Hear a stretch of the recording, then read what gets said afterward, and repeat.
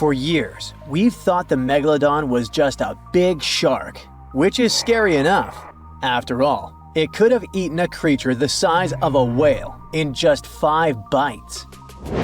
Estimates indicate that the largest shark that ever lived had been around 59 feet long, which is a reasonable size and explains a lot. But the scientific community was wrong. Very wrong. Now, scientists have proven that megalodons could grow up to 80 feet long, which is the same as a 6-story building. The creature would have certainly been dozens of times bigger than you if you had seen it underwater. These giants ruled the ancient oceans between about 20 million and 3 million years ago. And even though it was a long time ago, they've left a lasting impression, becoming the protagonists of many movies. And scientists continue to search for answers about their life. Thanks to this, we still occasionally find their fossils. But the thing is, no one has ever found a complete skeleton. All we have are scattered vertebrae, a few scales, and, of course, those massive, razor-sharp teeth. The most complete piece we know of is a 36-foot section of a megalodon's spine. It was once part of the trunk of the animal's body. So, to assess just how big the megalodon was, experts compared its fossils to more than 150 species of sharks, both those that are alive and those that have gone extinct, to get the most realistic result possible. If the megalodon had had the proportions of a regular shark, it would have had a 6-foot head and a 12-foot tail. It would have also stretched 54 feet from nose to fin. But these measurements are way off the mark. The largest megalodon vertebra ever found is 9 inches in diameter, which makes it 3 inches larger than the largest vertebra of a typical shark. And if we follow these proportions, that megalodon was a whopping 80 feet long. To better understand how giant this is, just think of 2 school buses lined up end to end. For a long time, it was very common to think that the megalodon was just a giant great white shark. And it makes sense, right? I mean, both would have had large, terrifying, serrated teeth. But that was another completely wrong idea. Now, we know that megalodons were actually much more slender and aerodynamic than the modern great white shark. Their body shape was built to cut through the water with much less resistance, minimizing the effects of gravity in the sea, letting them glide effortlessly through the ocean. Now, if Megalodon wasn't just another great white shark, what other animal of the same species was it most similar to? Surprise! In fact, it had more in common with the modern lemon shark. This species has robust and powerful bodies, 2 large dorsal fins, and blunt snouts, which makes them really fast and agile hunters, like prehistoric predators. In other words, while thinking about the megalodon, you can imagine a giant, turbocharged lemon shark. This is the most modern comparison of the megalodon with another animal, unless scientists find a complete skeleton of the ancient shark. But it's not common to find complete shark skeletons. They're rare because they're actually made not of bone but of soft, coated cartilage, like the stuff in human noses and ears. Their teeth are the boniest part of their bodies, and it's the reason why we've found so many of them. Yet, a complete skeleton is like scattered puzzle pieces to us. There's no solid bone to hold these pieces together, so the whole thing is very vulnerable to falling apart. Still, it's actually possible for an entire shark skeleton to survive. In these cases, very specific natural phenomena have to come into play. The skeleton needs to get buried super fast in mud or sediment, free of any kind of scavengers and away from ocean currents.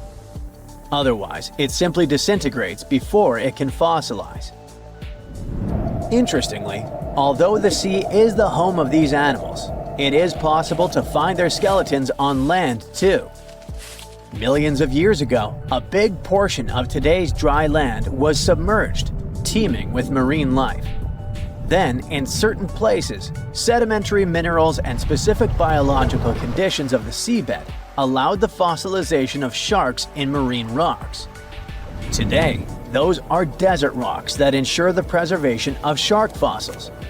But in any case, searching for a shark tooth in a desert is like looking for a needle in a haystack. But finding an entire fossilized skeleton embedded in a rock is like hitting the jackpot. Another unexpected discovery is that these prehistoric sharks were not born small and cute like regular baby sharks. A newborn megalodon could reach almost 13 feet in length. That's more than twice the height of the average human. Imagine a shark the size of a boat from the moment it's born. Now, although we don't have all the information about the giant of the seas, it's a fact that it's one of the most famous animals in pop culture worldwide. Not only has it inspired several movies, but some people also insist that the megalodon is still alive. Scientists say it's not. The megalodon didn't survive the test of time, and it would be impossible for such a giant creature to dwell in the seas without us noticing it. First, it was a super predator. It hunted whales, dolphins, and other large marine animals. If the Meg was still around, its presence would completely change the balance in the oceans. It would have huge impacts on marine ecosystems, regulating populations and influencing the size and behavior of the ancient shark's prey. A good example is whales. They wouldn't have grown so big if the Meg still hunted in the oceans. This only happened because there was no super predator in the way. If the giant shark was still in our oceans, species like the blue whale would be tiny, as they would need to develop and adapt to be able to escape constant attacks. The lives of the workers of the sea would also be completely different. Fishers would have to avoid certain areas, ships would change routes, and even maritime tourism would be risky. Going for a swim and coming across a shark over 65 feet long? Not worth the risk. Plus, if the megalodon was still out there, we would have some proof. Commercial fishing catches millions of sharks every year, and a monster of this size would not go unnoticed. Not to mention that with all of today's technology such as drones, satellites, and submarines at our disposal, someone would have already recorded an encounter with this living legend. By the way, most sharks, like most fish, are cold-blooded. But the reality for Megalodon was different. This giant was able to keep its body warmer than the surrounding ocean. This gave it an advantage over other sea creatures, allowing it to remain fast and active even in colder waters. It was a survival advantage that other animals of its kind did not acquire during their evolution. One of the most famous theories is that the Meg lives in the Mariana Trench, but scientists are sure that it doesn't make any sense. This region is poor in food and has many tiny creatures, which would not be nearly enough to sustain a large predator. In addition, there's a lot of research studying countless sharks that live in the ocean depths, and none of them come close to the size of the Megalodon. So, does the Megalodon still exist? Definitely not, but that doesn't mean it isn't any less mysterious and fascinating. Okay, are you ready for an epic fight between two prehistoric predators? Well, hang on. Look at this creature. You know it. An ancient shark about 65 feet long that used to swim through the dark waters of the world's oceans and was so terrifying it had no enemies. Well, almost. Scientists have recently discovered the remains of another ancient predatory fish off the coast of Australia, a fish that lived around the same time as Megalodon. It was small, about the size of a dolphin, but it could pose a danger to the infamous shark. How is it possible if this creature was many times smaller? Well, let's take a look. This monster is called Janducetus, and technically it wasn't exactly a fish. It was a distant relative of the modern baleen whale. Outwardly, it may seem quite cute, similar to that baleen whale I mentioned, but you wouldn't want to meet it in the ocean. It had the massive skull of a whale, large eyes the size of tennis balls, and a short snout with an immensely powerful jaw filled with razor-sharp teeth. In other words, it was like a shark version of the baleen whale. Gianducetus lived during an ancient period called the Oligocene, which was about 33 to 23 million years ago. At that time, there was an incredible abundance of life in the world's waters. Giant penguins, small whales, sharks 2 to 3 times larger than modern ones, primitive dolphin species, and many other unusual creatures. Now imagine that in this ancient and terrifying neighborhood, a giant megalodon met a Gianducetus. At first sight, it's not love. The megalodon's victory is obvious, but don't rush to write the Gianducetus off. It's agile and fast. It's quite possible that it was more mobile than Megalodon, and during the fight, it would have avoided a direct attack. The Megalodon would have lost sight of such a small opponent, while the Gianducetus would have swum up to the shark's belly and opened its jaws. They're small, but there are a lot of sharp teeth. Now, these teeth were designed to rip and cut. The Gianducetus would attack the Megalodon with a small but very unpleasant bite, and the shark would have swum away after such a punch. But who knows? Maybe Megalodon would have immediately eaten Gianducetus in the first seconds of the fight. Megalodon could have won, but in terms of speed and mobility, it would have lost. So let's look at something bigger, something that could actually have competed with Megalodon. It doesn't have to be a monster living at the same time as the ancient shark. We can make our own rules. Imagine that all ancient marine creatures ended up in the same pool with Megalodon. So its next opponent is the Liopleurodon. Now initially scientists thought that this monster could grow to be 82 feet long, which is even larger than Megalodon. But more accurate studies have shown that it only reached 32 feet, which is about the size of a modern orca. The Liopleurodon lived in the waters of Western Europe around 160 to 155 million years ago and shared territory with other dangerous reptiles such as ichthyosaurs and plesiosaurs. Yes, it was smaller than them, but it had one big advantage. The Liopleurodon possessed one of the largest jaws in the animal kingdom, which accounted for about 20% of the total length of its entire body. That's a mouth. Its jaws were about 6.5 feet long. A huge, toothy mouth the size of an adult basketball player filled with smooth and dagger-sharp teeth, ideal for cutting steaks and peeling ammonite shells. And by the way, scientists suspect that ammonites and squid were the creature's main diet. This super predator was also a very fast and agile creature that ambushed and attacked its prey from below. Megalodon would have been in big trouble. The grip strength of a Liopleurodon would surely be more powerful than that of Megalodon. Besides, the Liopleurodon's size and mobility would allow it to attack the enemy from different sides. It's probably why Megalodon would have lost in that fight. The next opponent for our Megalodon is the Dunkleosteus, and to be honest, this guy has almost no chance of defeating the large ancient shark. But the Megalodon probably wouldn't have beaten it either. The Dunkleosteus was one of the earliest predators of the ocean. It lived in the late Devonian, about 382 to 358 million years ago. Its size was about 13 to 32 feet or even less, and it also had no teeth. What? A predator without teeth? How did it survive in a dangerous prehistoric world? Well, it grabbed and chewed food with the help of special jaw growths. Those growths were so powerful that they could pierce steel, if there was any around.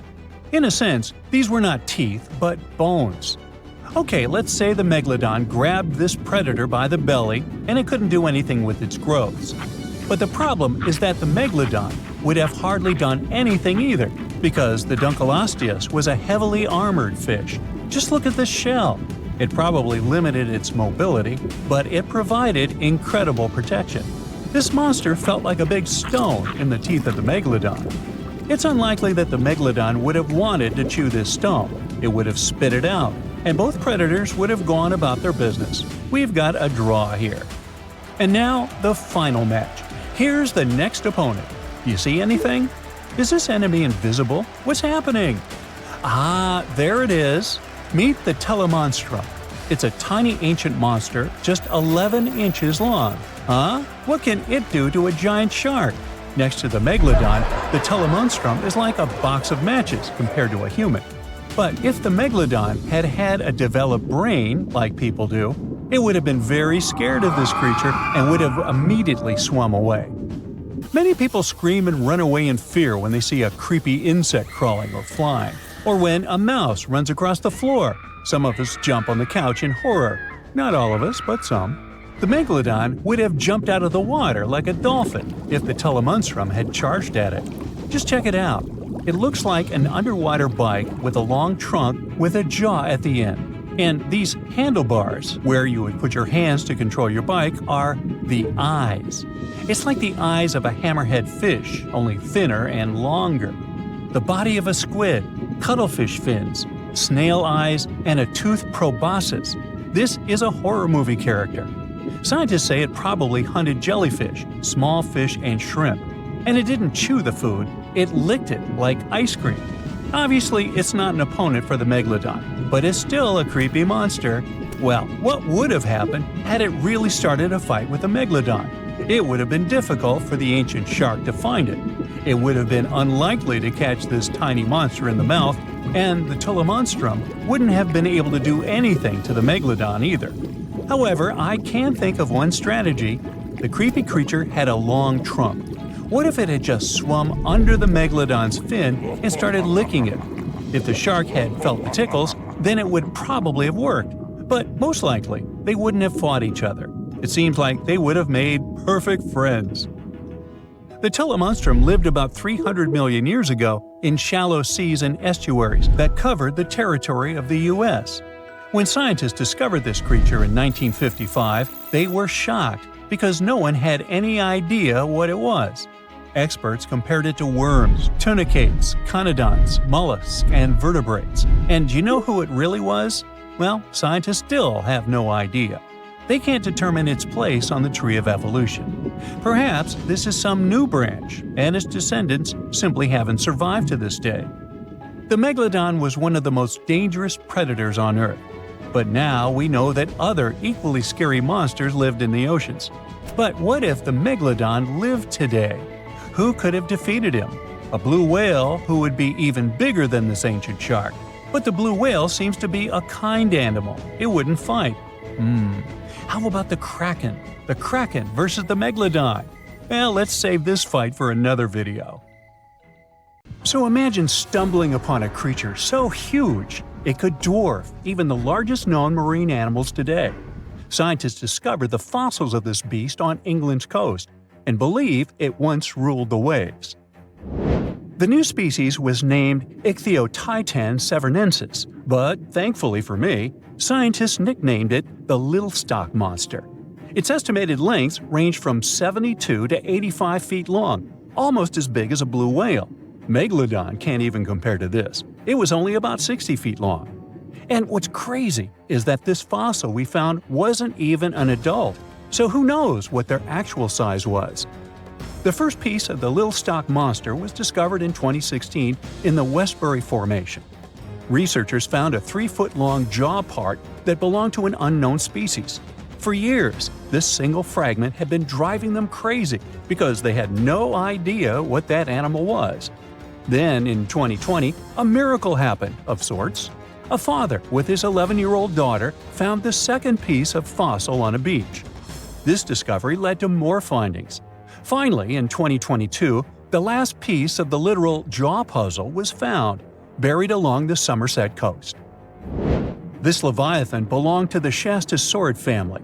Both the Little Stock Monster and other Shastasaurids had one ancestor, so all the species in this family are super similar to each other. For example, all of them were the largest marine reptiles ever to exist. Although our Little Stock Monster is much larger, most Shastasaurids could grow up to only 69 feet long, and it's possible that the Little Stock Monster, when fully grown, would reach up to 100 feet or even more. Both of their bodies were just perfect for cruising the ancient seas. These marine titans were elegant and slender, with an elongated snout. Other marine animals at the time were smaller and looked more like dolphins. Shastasaurids had long paddle-like limbs adapted for efficient swimming. Their skulls show large eye sockets, which means they had excellent vision. If you were in the ocean, no matter what time it was or where you were hiding, they could spot you. They were also incredibly fast and could dive to great depths. Of course, all these things made them the most terrifying predators. They ate pretty much everything, including fish and squid, and you if you were there. They probably captured their prey like whales, opened their huge mouths, and literally sucked the fish in. What made the Lilstock monster especially scary is that it wins in the jaw competition. For other Shastasaurids, their jaws were a bit weaker, so they hunted smaller fish, kind of like today's orcas. They required vast amounts of food. This shows us that the Earth's Triassic oceans had rich, productive food webs. But the Lilstock monster has this unique feature. It could open its jaw almost 90 degrees upwards. It also had tons of powerful muscles around. Its jaws were horrifyingly strong. So while others were hunting some squids, the Lilstock monster probably hunted large fish and even other marine reptiles. Fossils of Shastasaurids have been found everywhere in the world, from North America to Asia. This means that these creatures dominated and terrorized the oceans for millions of years, although even they weren't completely safe from scavengers. And that's exactly why we struggle to find these fossils now. Scavengers didn't leave any remnants of them. So, while we have some fossils of this marine family, they mostly remain a mystery for us. They lived in the oceans about 200 million years ago, in the late Triassic period. The Earth looked completely different back then. All continents were united in one Pangaea, a huge landmass. Some parts of this supercontinent were covered with lush conifer forests, while others were dry deserts and open prairies. It was before the famous Jurassic period, but there were already first pterosaurs and amphibians. It seems like those monsters were crazy resilient. The Triassic period was super unstable, but they survived through many changes in the environment. Well, until the last one. The Triassic extinction came out of nowhere. It was one of the Earth's big 5 extinction events. It wiped out almost all species on the planet, including these leviathans. It's still not clear what happened exactly, but it looks like there was a huge tectonic activity. Volcanoes in the oceans were going crazy back then. These massive volcanic eruptions have probably altered the climate and ocean chemistry, leading to the extinction of many species. Scientists have a theory that it might have happened because there was a rain of comets flying to our planet from the Oort cloud. This likely happens about every 200 million years or so. I wasn't around then, so I'm just guessing here. In any case, after the extinction, the Earth took some time to recover. Then it entered the famous Jurassic period. More terrifying sea monsters were on the way. One of them left us a colossal skull. This fossil is 150 million years old, and it also belonged to a sea beast from Jurassic times. They called it the Sea Rex. The name is very fitting. This monster could have broken a car in half with one bite. It was also discovered accidentally. A fossil enthusiast was walking along the Jurassic coast. This place is famous for having tons of ancient fossils, all because of the erosion and stormy weather. Typically, people find small spiral fossils here. However, this time, he discovered a giant sea monster fossil. Excited, he contacted scientists. They arrived at the spot right away and then had to carefully climb down a cliff to search for the rest of the skull. This fragment alone is 6.5 feet long. Turns out, it's a newly discovered species of pliosaurs, giant predators of the ancient seas. Pliosaurs were among the largest marine predators ever. Some of them grew up to 40 feet long. They used their huge teeth to snatch and devour prey, including other reptiles. Well, at least those creatures are far gone.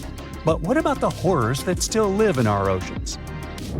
Recently, biologists discovered the world's longest animal, the one that's still alive to this day.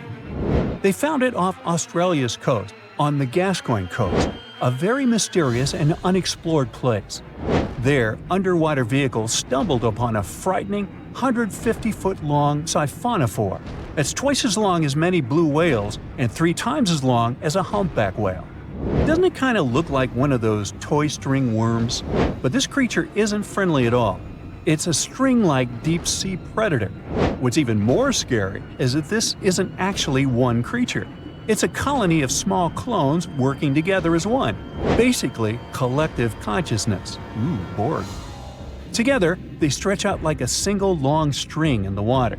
This creature might be the longest siphonophore ever found, and it was discovered at a depth of around 2,000 feet. Siphonophores, similar to jellyfish, capture their prey by dangling stinging tentacles in the water. When their tentacles touch small crustaceans and fish, they get paralyzed, and then they're reeled up to the colony's body. Expeditions to Western Australia's underwater canyons were definitely worth it. Together with that siphonophore, scientists have discovered up to 30 potential new marine species. Among them were a new octopus or squid, a long-tailed sea cucumber, glass sponges, and giant hyroids, colonies of animals resembling upside-down jellyfish. None of them have been seen before in Australia, but most of them weren't as scary as the one that was recently discovered in the Gulf of Mexico. This creature is straight out of a sci-fi thriller, a 26-foot-long manga pinna squid or bigfin squid. It was discovered near an offshore oil rig at a depth of more than 7,800 feet. It has incredibly long elastic tentacles, which can be 15 to 20 times longer than its body. It holds them at right angles to its body, making it look even creepier, almost as if it has elbows. And yes, it's another deep-sea predator. These 10 tentacles probably help the squid trap their prey and drag it onto the seafloor. We barely know anything about this extraterrestrial-looking creature because they're very hard to find and study. And if you think their tentacles are awful, just check out these creatures with 20 arms. This thing looks like a facehugger. This new species is lurking in the frozen depths of Antarctica. Experts were searching for cryptic sea animals known as Promachocrinus, or Antarctic feather stars. They're kind of similar to starfish and sea cucumbers, but have an otherworldly appearance and can live up to 6,500 feet below the surface. It's called the Antarctic strawberry feather star. Despite its pretty name, its appearance is anything but cute. It has a bizarre strawberry-like body from which 20 spindly arms branch off. Its coloring ranges from purple to dark reddish, and the arms all have different lengths and thickness. Who knows how many more of such scary creatures we'll discover in the future. It was one of the biggest creatures ever to roam the Earth. It was longer than your average school bus and could easily weigh more than 10 elephants combined. But where did it live? How did it end up having this size? And most importantly, why is it extinct nowadays? Let's find out. The Megalodon was the largest predator ever known in our planet's history. In terms of its location, the Megalodon lived practically in all waters on our globe, except near the poles. The reason why there were no Megalodon teeth found in Antarctica is probably that the gigantic creature adapted to only warm tropical and subtropical waters.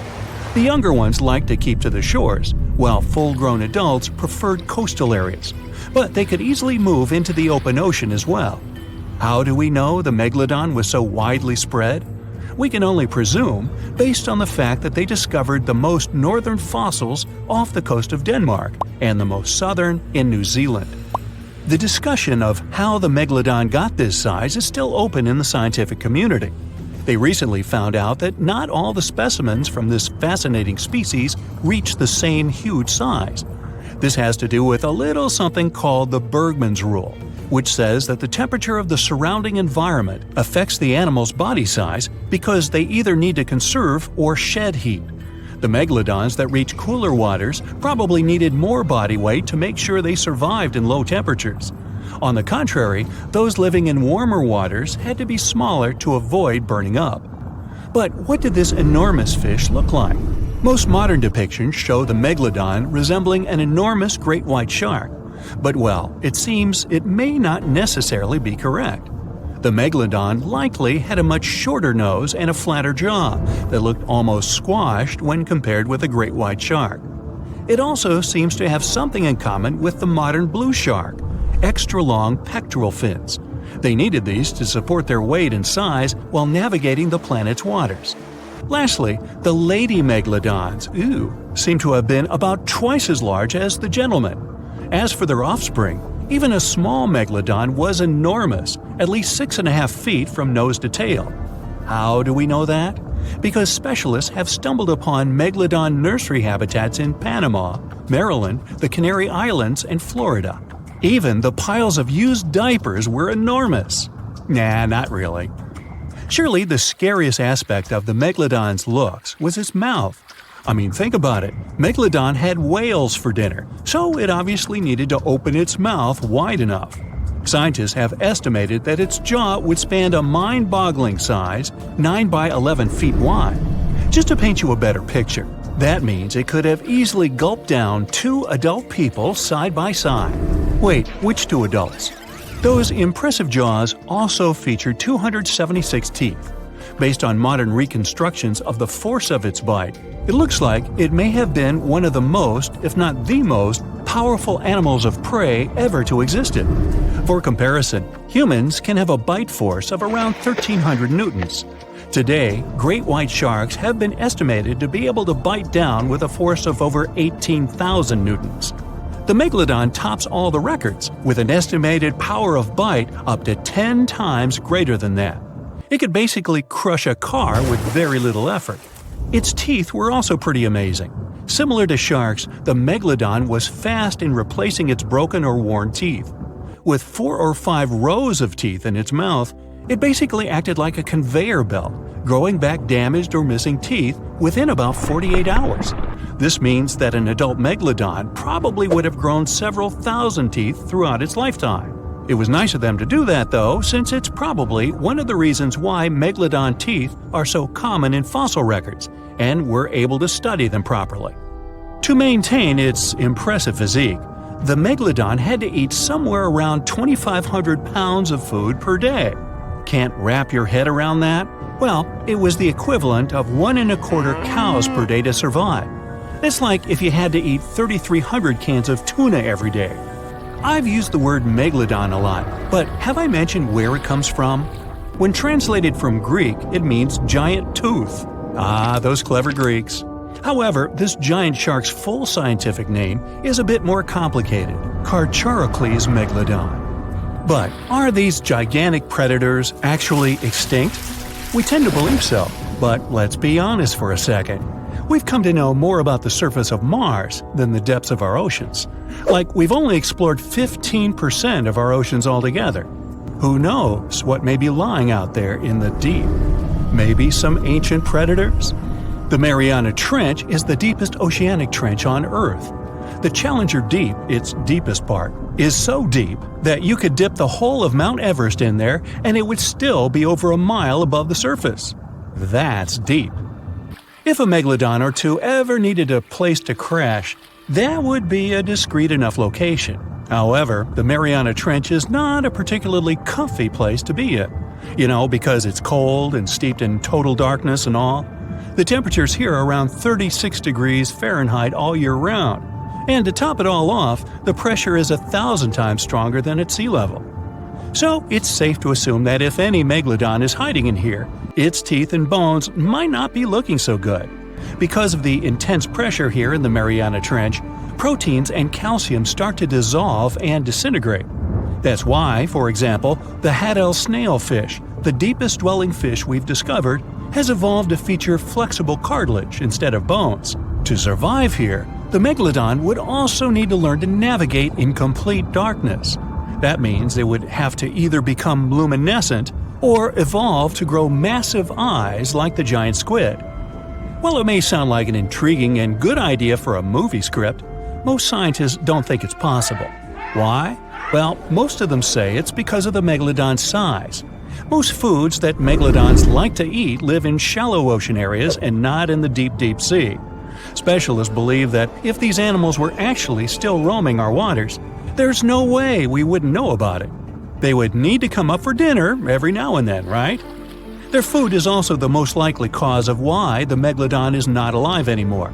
While some specialists believe the megalodon became extinct because of a drop in the ocean water temperature, most scientists suggested that the shifting food chain dynamics may have been more to blame. Why? Because at some point, there was less and less of its primary food source, baleen whales, and at the same time, the numbers of its natural competitors, like smaller predatory sharks like the great white shark and whales, increased. The Megalodon did live on this planet a lot more than we did, and way back when we didn't even exist yet. They were here for nearly 70 times longer than we, modern humans, have, inhabiting the oceans for around 20 million years. Homo sapiens appeared around 300,000 years ago. The Megalodon managed to survive for so long mostly because of its unbeatable size. I mean, they can make a meal out of almost everything in the sea at the time. We may think about both of them as prehistoric creatures, but the Megalodons and the dinosaurs never coexisted on Earth. The dinosaurs probably died out about 66 million years ago. Megalodons seem to have appeared a bit later. That's because the oldest Megalodon fossils we have yet discovered are from the Miocene epoch, which began 23 million years ago. So long, Meg! The Meg, aka Megalodon, roamed the oceans long after dinosaurs were wiped out by the Great Meteorite. It was one of the largest and most dangerous hunters that have ever lived on Earth, as well as the biggest shark. But then, about 3.6 million years ago, the last of its kind disappeared from our planet, leaving only huge teeth for modern archaeologists to keep finding. There are a few theories about why it could have happened, but scientists might have found the true reason. The Megalodon, which means big tooth, was the largest shark ever to exist. It reportedly lived around 20 to 3.6 million years ago and was truly enormous. Its bite was more powerful than that of a T-Rex, and likely any other powerful predator that has ever roamed this planet. It's probably not surprising since this marine creature had extremely strong jaws that could span from 9 to 10 feet wide. That's enough to swallow two grown-up people side by side. The jaws were also lined with 276 teeth, and they reached 7 inches in length. That's as long as a small hedgehog. Once these teeth got worn down, the shark got rid of them and grew new ones. Such large sedated teeth helped the Meg to eat meat easily. The shark itself could grow up to 59 feet long. That's twice the length of a London double-decker bus. The animal was also pretty heavy. While a fully grown T-Rex weighed about 8 tons, the weight of a large Megalodon could be more than 30 tons. With no competitors, the enormous shark was the real king of the oceans. It hunted other sharks, large fish, and even whales. Then why did such a magnificent creature disappear from the face of the Earth? The previous theories mentioned the great white shark. The Megalodon is usually described as some gigantic version of this marine animal. And this is a common mistake made because most people think these creatures were related.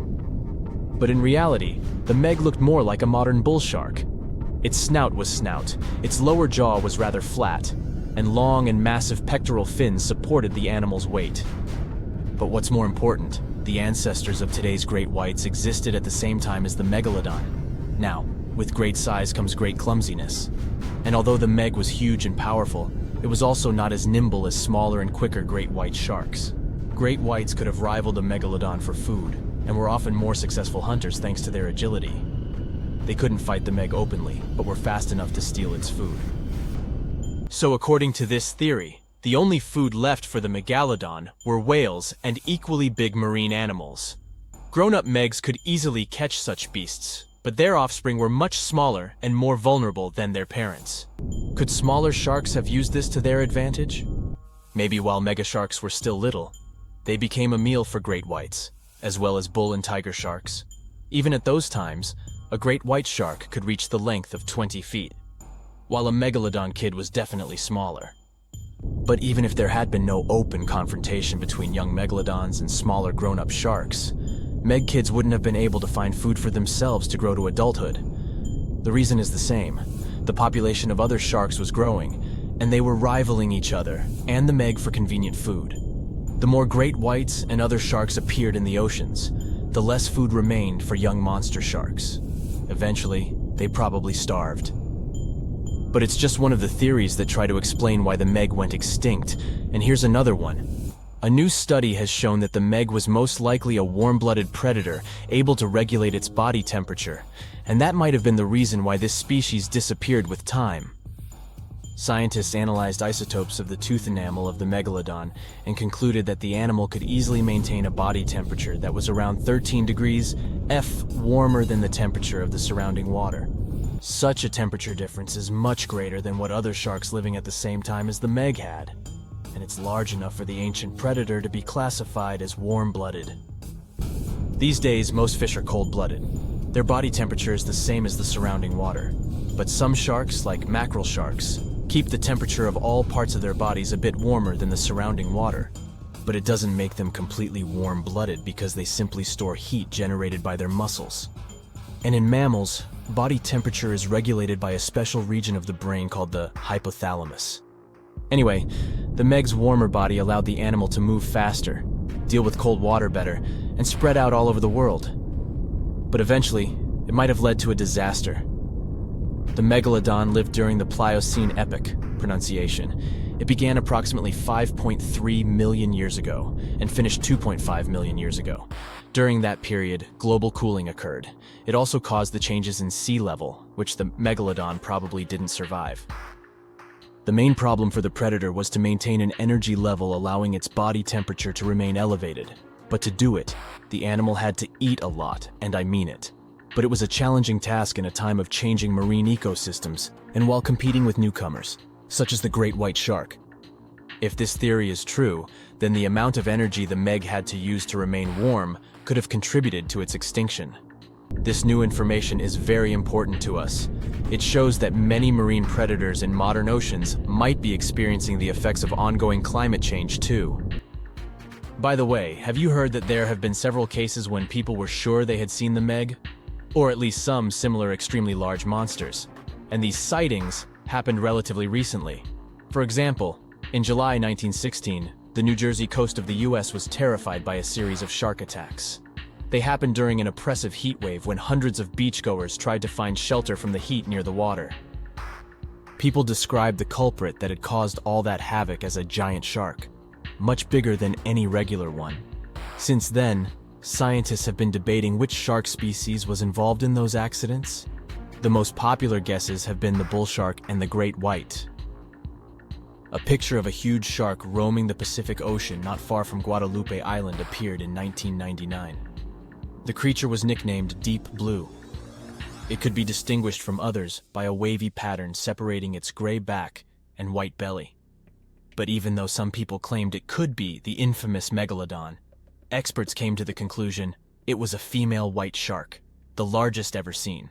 The average length of a male white shark is 11 to 13 feet. Females are bigger, up to 15 or 16 feet, but Deep Blue reached more than 20 feet in length. No wonder people were confused. For the last time, Deep Blue was spotted in 2013 near the western coast of Mexico's Baja California.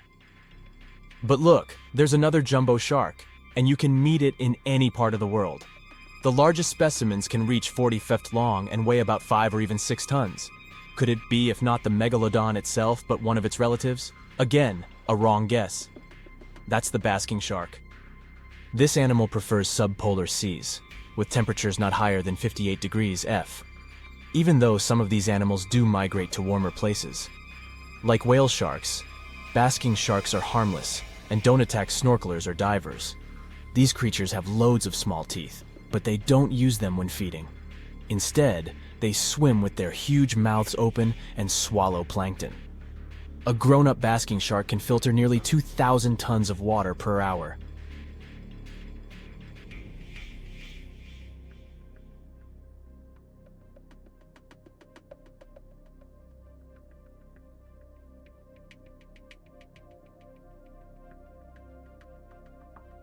The giant shark that terrorized the oceans some 20 million years ago. For 13 million years, this 60-ton beast dominated the warm waters of our planet. Though, some believe that the Meg still lives in the most remote and deepest parts of the ocean. It's a hot summer day. It seems only logical to go for a swim in the sea. You're floating on your back, completely relaxed. Your eyes are closed. Your breath is even. Water's pleasantly cool around your body. A light breeze touches your face. You feel calm enough to doze off. Suddenly, something bumps into your leg. Yanked out of your half-slumber, you begin to flail until you're face-to-face with the invisible danger. Luckily, all you spot is a couple of easily recognizable fins and cute smiley snouts. Phew, just dolphins. Guess you're lucky to meet them in the wild. These amazing creatures are so close, you can touch them. You've heard people say dolphins' skin feels rubbery, but to your mind, it's more like the inner part of a hard-boiled egg. One of the animals is so close to you that its salty smell fills your nostrils. You know, though, that dolphins don't have sweat glands. It means they don't sweat and are pretty much odorless. The smell you sense comes from the water they swim in. The largest and most ferocious predator to ever haunt the oceans, the Megalodon shark dominated the seas for centuries before coming extinct millions of years ago. However, scientists managed to discover very few remnants of the giant shark. Everything we know about the great beast we've learned thanks to fossils of its giant teeth, which are just about the size of the average human hand. A megalodon skeleton has never been discovered. Shark skeletons are made mostly of cartilage, meaning that they decompose quickly. Luckily, sharks continuously shed and regrow teeth throughout their lives. One shark can go through 40,000 teeth in a single lifetime. Scientists have managed to study different types of shark species based on their teeth alone. The megalodon shark had around 276 teeth. When they fell out, those teeth landed in the seabed where they stayed for millions of years, fossilizing. Scientists found those teeth, and they're the only real record we have of the megalodon's existence. Megalodon teeth have been discovered all over the world. It means that unlike other marine animals of its time, the megalodon was intercontinental. Even today, most sharks and marine animals tend to stick to one sea or ocean. The megalodon shark swam freely around the world, moving between tropical and subtropical waters. Megalodon teeth have been found in every continent apart from the freezing cold waters of Antarctica. When a megalodon makes a starring appearance in a movie or TV show, it's portrayed to look like a giant version of a great white shark. Scientists previously believed that the megalodon and the great white shark both descended from one common ancestor. Still, it's not true. In fact, it's more likely that the megalodon was the arch-enemy of the great white shark's ancestor, the broad-toothed mako shark. That means Megalodon wouldn't have looked so similar to the great white after all. In reality, the Megalodon would have a shorter nose than the great white, along with longer pectoral fins to give the giant shark a stockier and more threatening build. They both had an excellent sense of smell though, so even in prehistoric times, it wasn't a good idea to go swimming with a chunk of raw meat in hand. And it certainly isn't safe now. Whether the Meg's hiding somewhere in the depths, which some still believe is true, or it's gone forever, younger cousins will still be there waiting. Also, both of them like to go after big marine mammals, so they would certainly have things to do together. That is, until the Meg got moody and accidentally ate its friend. You never know. These guys had a different hunting style.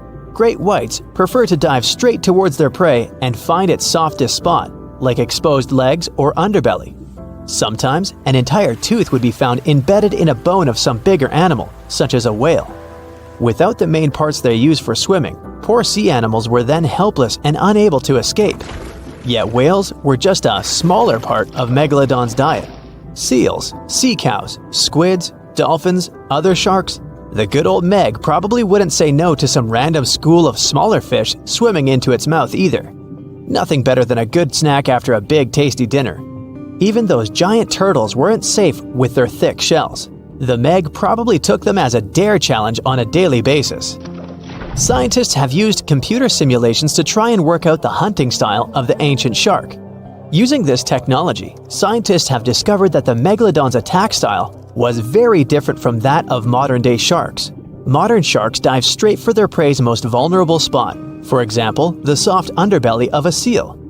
The Megalodon's teeth were uniquely suited to biting through tougher areas of cartilage. So, evidence suggests that a Megalodon would first chew the tougher fins of their prey, rendering them unable to swim away before launching into their final attack. Some people believe that the Megalodon is still alive today, lurking at the depths of the ocean's waters. But it's unlikely to be true. Megalodons are a warm water species, which means they would be unable to survive in the cold waters of the deep ocean. Most of the Megalodon's potential prey live in shallower waters, meaning there would be very little for the Megalodon to eat at deep sea level. Simply put, if there was an animal as big as the Megalodon still living today, we would have spotted it by now. It is unlikely that you'll run into a Meg though. The sharks, like us, preferred warm coastal waters. Deep ocean living would be too cold for the beasts, and food would be scarce. their entire bodies would also have to evolve to avoid being squished by the enormous water pressure down there. It's unlikely they're still around, but not impossible. Some good news if you do run into one is that the shark is pretty unlikely to eat you. You are way too small a meal for the megalodon, even if you have a couple of friends with you. This guy eats whales that are over 50 feet long. If you're having a beach party though, it's a different story. In a beach full of swimmers, the shark very well might creep up, scooping several humans into its giant mouth without even chewing. The fearsome name Megalodon comes from two Greek words, megas, meaning big, and odont, meaning tooth. Combined, they mean big tooth, and it certainly lives up to its name. Just one of its chompers is the same size as a human head. It had 276 humongous teeth in total, across 5 terrifying rows. In all of history, only a couple of saber-toothed cats and the T-Rex had consistently bigger teeth. Now that's a showdown I'd like to watch. The Megalodon vanished millions of years ago, leaving only huge teeth to be found by modern archaeologists. They literally disappeared with very few traces left. Scientists believe that over time, deep sea levels dropped and the ocean's temperature went down rapidly. Over a third of all marine life was wiped out as the oceans cooled and the number of animals at the bottom of the food chain plummeted. This had a catastrophic effect on the hungry predators at the top. Sorry guys. It became way too cold for these sun-loving sharks too, which made it difficult for them to reproduce since they gave birth in warm waters. The Megalodon is usually described as a sort of great white shark, but this is just a common myth. In fact, the ancestors of today's great white existed at the same time as the Meg, but they weren't best buddies and were even in competition with each other. The great white shark was a better hunter using its smaller size and agility to snap up the Meg's prey quickly. They were also known to eat Meg pups, who were only half their size. This didn't exactly help the whole extinction thing.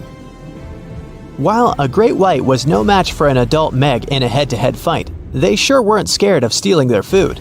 This only left the bigger fish and whales for the Meg, but its food supplies began to run out as whales swam to the cooler new seas. The whales adapted to prefer the colder temperatures, leaving our friend the Meg behind. The megalodons either starved or were frozen into extinction by the Ice Age. Rather than a great white, the megalodon is more like a modern bull shark. It had a short snout, a flat lower jaw, and huge pectoral fins to support its massive weight and size. As scary as they are, these sharks were actually caring family guys. Several megalodon nursery areas have been discovered in Florida, Maryland, and Panama. They gave birth to their young in shallow water environments. We know this from discovering loads of tiny megalodon teeth found in these areas. I wonder if they had nannies too. The megalodon shark roamed the oceans, scaring and chewing everything to pieces long after the dinosaurs were wiped out by the great meteorite. We know that it was the largest and most dangerous hunter that ever lived, as well as the biggest shark. It was the king of all seas, swimming freely between most parts of the ocean. But then, about 2.5 million years ago, the last of its kind disappeared from Earth forever, leaving only huge teeth to be found by modern archaeologists. And it could be because of the great white sharks. The megalodon is usually described as a sort of gigantic version of this marine animal. This is a common misconception people make because these creatures were thought to be related. In fact, the Meg looked more like a modern bull shark. It had a short snout, a flat lower jaw, and long and massive pectoral fins that supported its weight. And what's more important, the ancestors of today's great whites existed at the same time as the megalodon. But with great size comes great clumsiness. Although the Meg was huge and powerful, it was also not as nimble as the smaller and quicker great white sharks. Researchers believe that great whites actually rivaled with the megalodon for food and were often more successful hunters thanks to their agility. They couldn't fight the Meg openly, but were fast enough to steal its food. So, the only food left for the megalodon were whales and equally big marine animals. Adult Megs could easily catch such beasts, but their offspring were much smaller and more vulnerable than their parents. Scientists believe other sharks could have used this to their advantage. While the megalodon was still little, it often became a meal for great whites, bull, and tiger sharks. Even then, a great white shark could be almost 20 feet long, while a megalodon pup was typically twice as small. A pretty easy meal for a great white. But even if there had been no open confrontation between young megalodons and smaller adult sharks, meg pups wouldn't have been able to find food for themselves to grow to adulthood. The population of other sharks was growing, and they were rivaling with each other and the megs for food. The more great whites and other sharks there were, the less food remained for the young monster sharks. Eventually, they would have simply starved. As if this wasn't enough for the megalodon to cease to exist, their favorite big munch, the whales, began to adapt to changing conditions on Earth. The meg was a warmth-loving shark, and it was abundant in tropical and subtropical waters. When they first evolved, about 20 million years ago, the climate on the planet was much milder. Both land and seas were generally warmer, and so the meg could swim and eat wherever it pleased. As years went by, the climate went on changing though. It became extremely cold closer to the poles, and lots of marine animals and fish had to adapt to this temperature shift. But the megalodon didn't cope as well. It still loved warm waters, so it stayed where it felt comfortable, even if that area was shrinking. What it didn't realize was that whales were among those who became okay with the cold. The big marine mammals went further north, and Meg was left without a supper.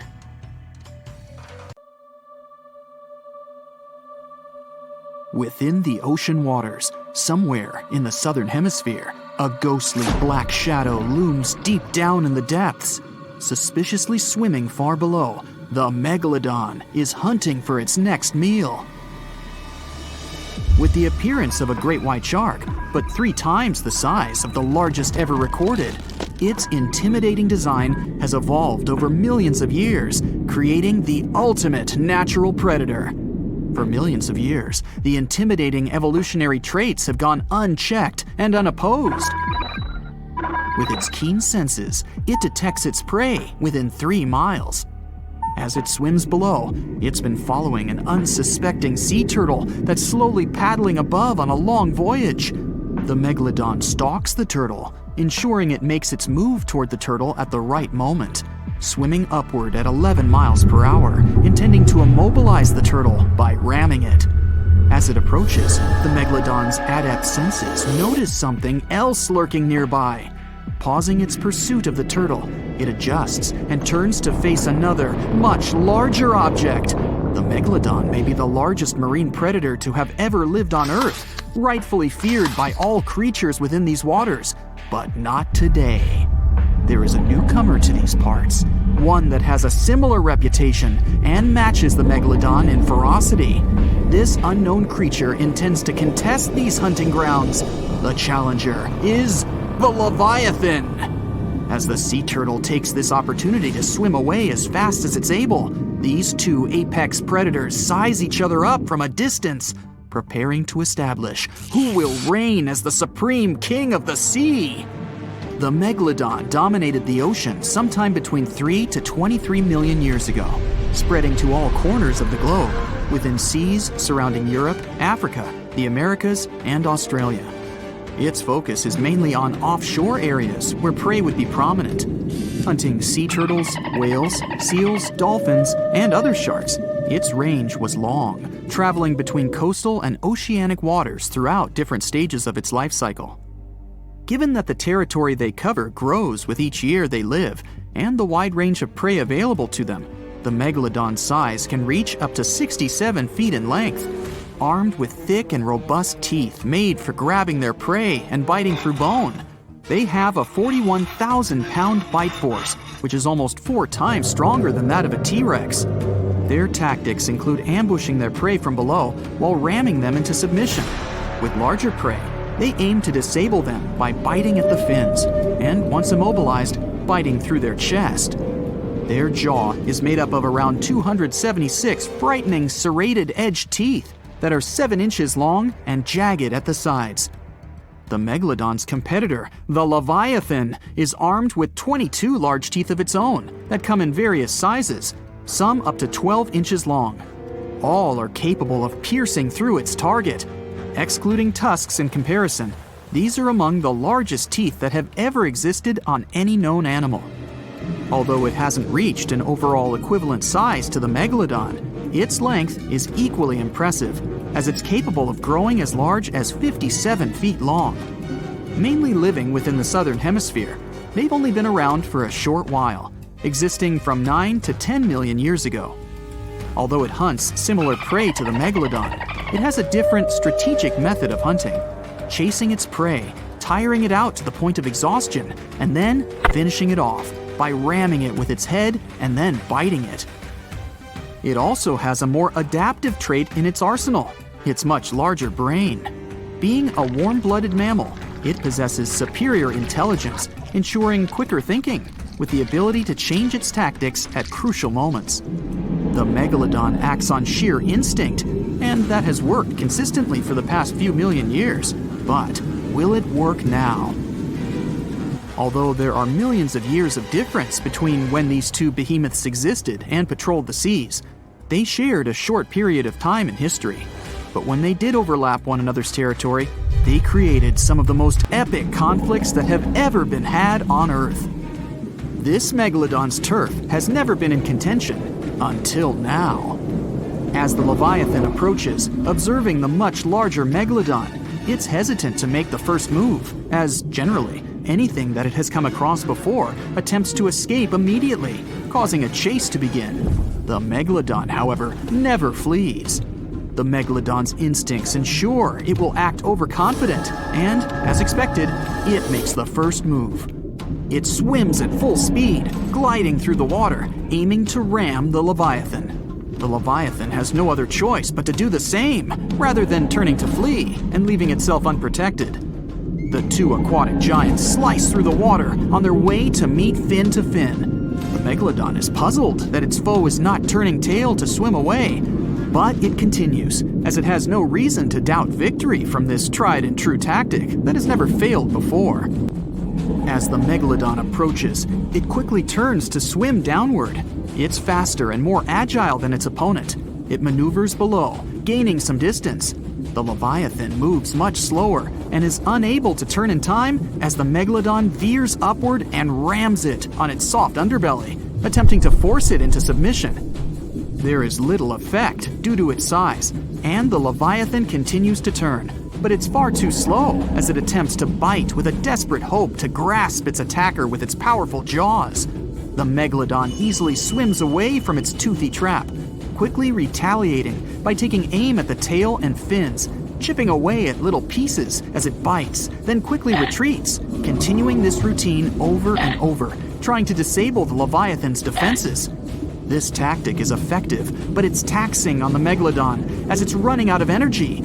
Still, it pushes hard to try and finish the hunt, using all the energy at its disposal, expecting that the struggle will not go on much longer. The Leviathan is outmatched. The speed of its combatant is far superior, and the constant chipping away at the fins and tail is becoming too costly. Upon realizing its abilities are surpassed and that it's helpless to resist the constant array of attacks, it attempts to swim away, maneuvering as it flees, desperately trying to obtain some distance from its aggressor. The megalodon follows the Leviathan during its attempted escape, realizing this is a prime opportunity to finish the job. The Leviathan swipes its large tail as it swims, trying to repel any further attacks from the megalodon. It hits the megalodon and stops it in its path with every advance.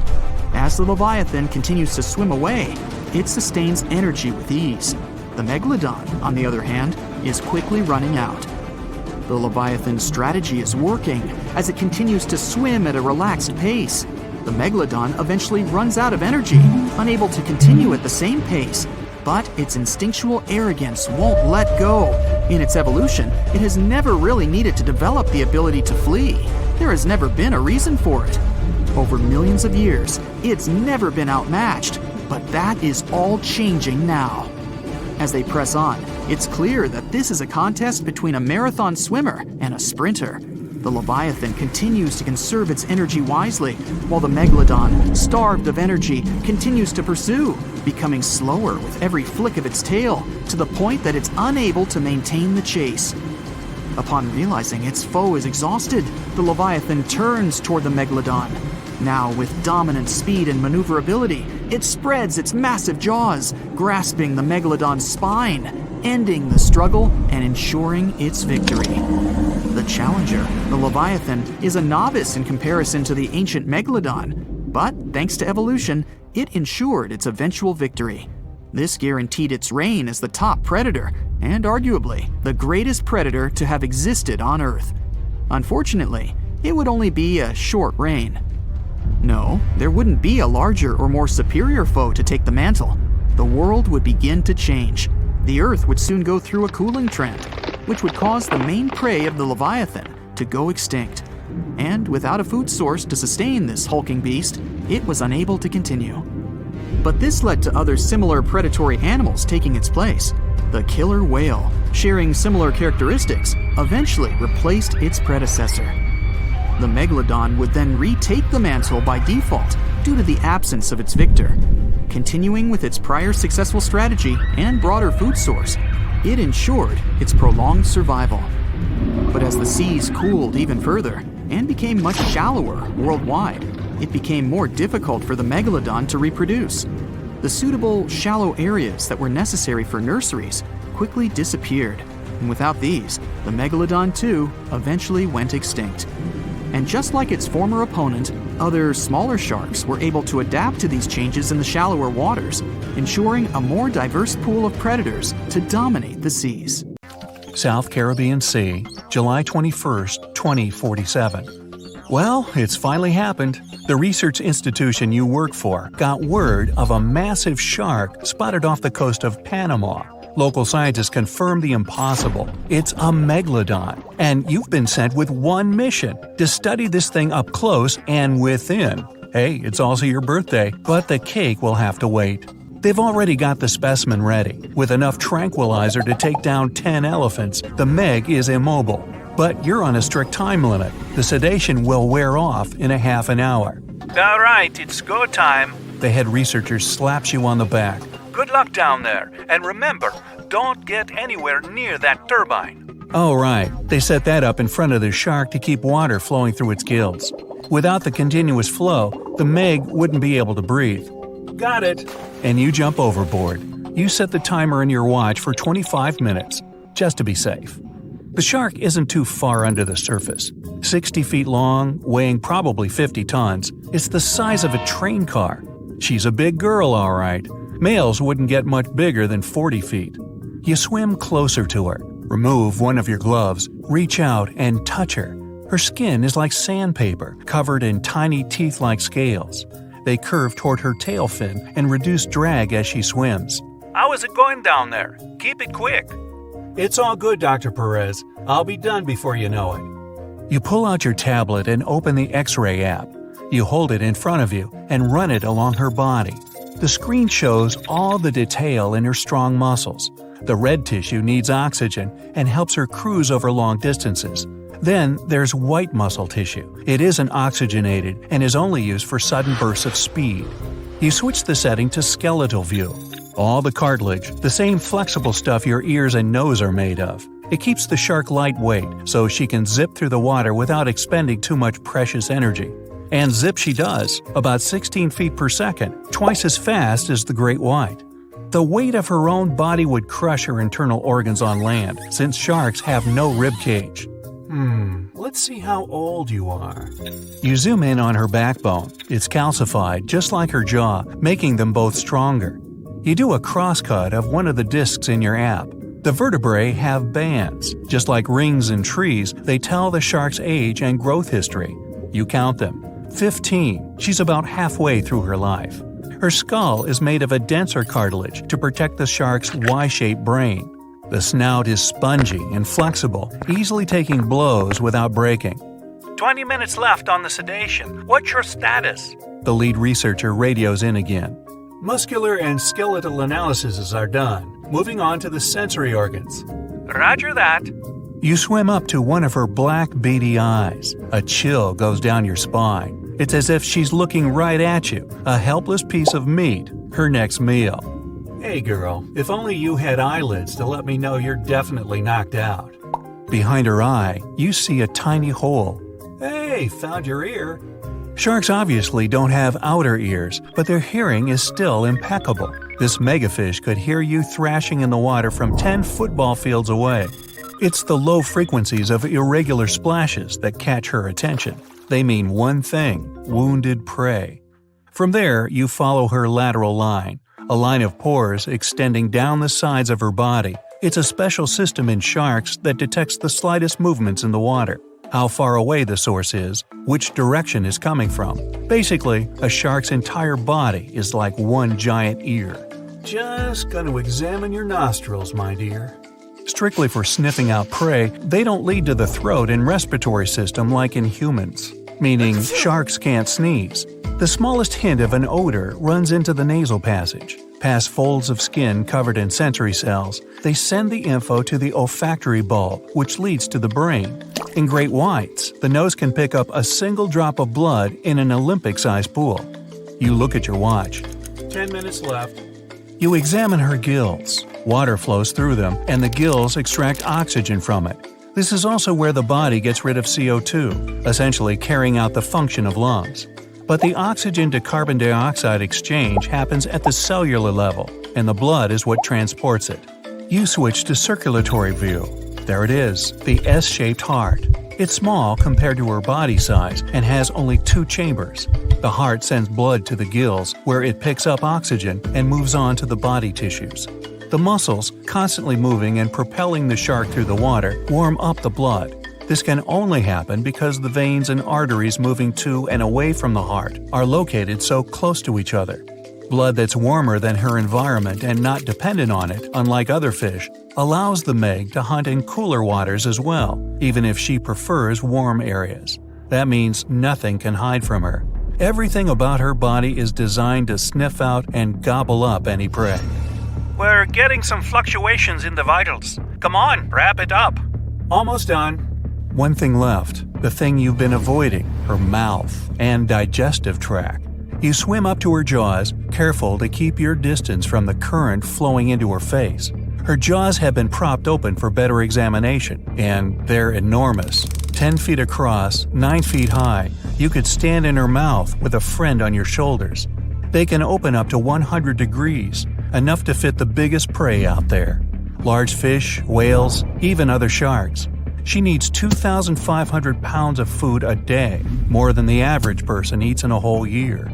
The jaws can come down with 30,000 pounds of force, like being crushed by a car. The great white can only boast a jaw force of 4,000 pounds. Humans, a piddly 160. Ooh, and those teeth, 250 of them in 5 rows. They're razor sharp and can cut right into whale bone. The teeth are slanted back towards the throat, so nothing can escape their grip.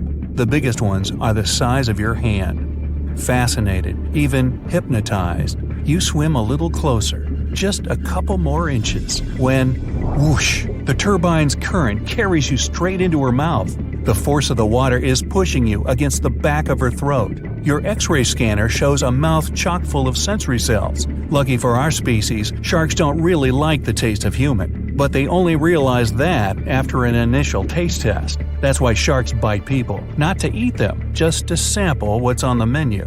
You pull out an apple-sized metal sphere and push it into her throat. The probe makes its way through the esophagus. A shark's food chute isn't a skinny tube like ours. It's wide and barely indistinguishable from the stomach. The stomach is U-shaped and full of extremely strong acids and enzymes. Those turn whatever the shark has swallowed whole, these animals don't chew their food, into a mushy liquid. From there, the soup moves into the intestines. They're relatively short for an animal this size, but evolution came up with a clever trick to increase the surface area. The inside of the intestine is shaped in a spiral. This is so she can absorb the nutrients from her meals. Meanwhile, on board, her vitals are coming to life. Perez tries to radio you, but a jumbled message barely gets through your earpiece. Hear me? Backing up. What? Hello? Do you read me? You look at the timer. 5 minutes. You should be able to swim out against the current, hopefully. As the probe makes its way through her digestive tract, from within her mouth, you grab one more X-ray of her body cavity. You see the liver. It's massive, takes up 90% of the space in there, and accounts for 25% of her weight. It's full of oils and helps with buoyancy in the water. But then, you see something moving within her. It's a pup. Shark babies are ready to hunt on their own as soon as they're born. This Meg pup must be 7 feet long. But this means she's not the only one. Just then, the turbine shuts off. Your timer starts beeping. Hey, I still technically have 5 minutes. Wrong. The shark starts to move. You swim out of her mouth as fast as you can and with all your might head back to the boat. She's still a little groggy, but Miss Meggie can swim. She beelines toward you just as you break the surface. The team grabs your hand, pulls you on board, and the boat speeds away. At that moment, the Meg comes leaping out of the water. She follows you for a while, but loses interest soon enough. Whew, that was too close. Happy birthday to me. Hey, time for some cake. Welcome to another fight of the century. The first participant enters the ring. It's the Megalodon. This shark lived 23 to 3 million years ago, and right now it holds the title of the ultimate hunter of all times. The second fighter is in the ring, and it's the Dunkleosteus. It lived around 350 to 380 million years ago and was the largest fish of that time. These creatures swam all over the world and aroused fear with their armored heads and mighty jaws. We're going to compare our fighters in several categories. In each of them, the winner will get 1 point. In the final round, these two sea monsters will face each other for the last time, and we'll find out who the real king of the SeaWorld is. Grab your popcorn and hot dogs, it's time for round 1. Size. These days, the largest white sharks grow to be 20 feet long. The Megalodon was more than twice that size, up to 50 feet. That's almost as long as a tennis court. The ancient shark's single fin was larger than the average person. The shark's jaws were more than 6 feet wide. It would mean you could comfortably sprawl out inside the creature's mouth. At the same time, you wouldn't want to get anywhere near a shark the size of a big truck, and the Meg might have been even bigger. The only remains of the ancient shark are its teeth and vertebrae. That's why scientists can only guess what its true size was. Now to the next fighter. Some species of Dunkleosteus were only 3 feet long, but the largest ones could reach almost 29 feet. This school bus-sized fish was one of the largest of its time and much bigger than many modern sharks. But the Megalodon is almost twice its size. So in this round, the Meg gets its first point and opens the score 1-0. Moving on to the next category, and that's weight. Wait, what are we waiting for? Oh, you mean weight. The largest white shark can weigh as much as a small car. In this case, the Meg might be compared to 2 loaded cement trucks, 60 tons. An empty Boeing 737 weighs less than the ancient super shark did. If you wanted to lift the Meg in the air, it would take as many as 3 CH-54 cargo helicopters. The heaviest part of the Dunkleosteus was its head because of its massive bones, and its length could be more than 1 foot. The ancient fish weighed almost as much as an adult elephant. It was also 4 times heavier than most modern sharks, with a total weight of 4 tons. And still, the Megalodon is more than 10 times heavier than the Dunkleosteus. Another clear victory in this round, 2-0. The next category is agility. How about a treadmill test for the Meg? Its top speed was 11 miles per hour. It seems rather low, but no wonder. It was hard for the shark to move its body, huge and bulky. For comparison, much smaller modern white sharks can travel at 34 miles per hour. The fastest human can swim at almost 5 miles per hour, which means people wouldn't be able to escape from the Megalodon in the water. But the ancient shark had trouble turning. Its mobility could be compared to a large cargo plane in the sky. The Dunkleosteus, with all that heavy armor on its head, had perfect protection from all kinds of enemies. That's why it didn't need to be a good swimmer to get away from danger. Besides, it was the biggest fish in the ocean, meaning it had nothing to be afraid of. Still, the creature was smaller than the Meg. Its relatively compact size, plus agile lower fins and strong tail, made the Dunkleosteus speedier than the ancient shark. So, in this round, Dun gets its first point. The score is 2-1 in favor of the Megalodon. Let's move on. Now we'll see what our participants can use to fight each other. Round 4. Fighting Tools. The Meg's teeth were almost as long as your forearm, some of the largest teeth that ever existed. They were triangular in shape and razor sharp to pierce through whales' thick skin. The shark had 5 rows of teeth with around 50 teeth in each row, 250 in total. Do the math! The Meg also had its teeth changed throughout its life. Researchers still find the ancient shark's teeth at the bottom of the ocean. The Dunkleosteus had no teeth whatsoever. Its jaws were formed from long bony plates. They were incredibly sharp and shaped into long slicing edges. The coolest thing was that these edges could self-sharpen. The fish's jaw muscles were incredibly strong. They allowed the creature to open its mouth in 20 milliseconds. Time it. With a jaw like that, Dun had one of the most powerful bites on Earth. Its strength can be compared to that of the Mississippian alligator. For its surprisingly hefty bite, Dunkleosteus gets another point. The score becomes tied at 2-2.